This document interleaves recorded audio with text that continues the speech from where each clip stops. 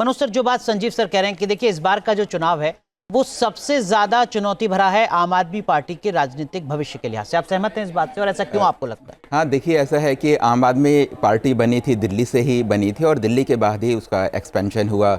गुजरात में हो या गोवा में हो या फिर पंजाब में जो उनकी दूसरी सरकार बनी, तो दिल्ली में उनका और देखो ये भी एक मानने वाली बात है कि जो उनका पहला टेन्योर था, पहले टेन्योर में उनका जो काम था वो लोगों को काफ़ी ज़्यादा पसंद आया।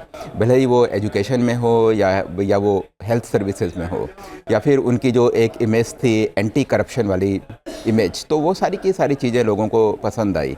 लेकिन सेकंड टेन्योर में क्या हुआ कि उनकी जो इमेज थी, जिस एंटी करप्शन के नाम पर वो आए थे, वो इमेज उनकी पूरी ख़राब हो गई। शराब घोटाला जब हुआ तो उसका एक तो घोटाला था वो तो एक चीज़ थी, लेकिन दिल्ली में हर इंसान ने देखा कि उसकी गली में 4-4 शराब की दुकानें खुली हैं, तो औरतें उससे काफ़ी ज़्यादा परेशान थी। तो लोगों को लगता था कि कुछ गलत काम हुआ है, तो इसलिए शराब घोटाला जब सामने आया तो लोगों ने इसको माना कि हाँ ज़रूर कुछ ना कुछ है। और जिस समय आपने देखा होगा कि आम आदमी पार्टी के बड़े नेताओं को जिस समय में जेल में डाला था, चाहे वो मनीष सिसोदिया हो, तो भी सड़क में कोई पब्लिक आ गई है, उनके कार्यकर्ता सड़क में निकल कर आ गए हो, ऐसा नहीं था। अरविंद केजरीवाल भी जब जेल गए तो दिल्ली में कोई हलचल मची हो, ऐसा नहीं था।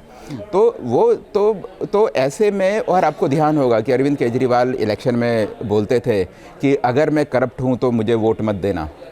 तो ऐसे में आम आदमी पार्टी के अस्तित्व के लिए, और ख़ास तौर से क्योंकि ये आज की डेट में भी ये पार्टी सिटी फोकस्ड है, मतलब दिल्ली और पंजाब में ही है, तो ऐसे में अगर एक स्टेट से चले जाए, खास तौर से दिल्ली में जो आपका गढ़ रहा है, तो हाँ, जो कि गढ़ रहा है। दूसरा ये है कि आम आदमी पार्टी और कांग्रेस का वोट बैंक काफ़ी ज़्यादा कॉमन है। ये वो वोट है जो पहले की कांग्रेस के पास था काफ़ी हद तक। न्यूज नेशन अब व्हाट्सएप पर खबरों के ताज़ा अपडेट के लिए न्यूज नेशन के इस QR कोड को स्कैन करें।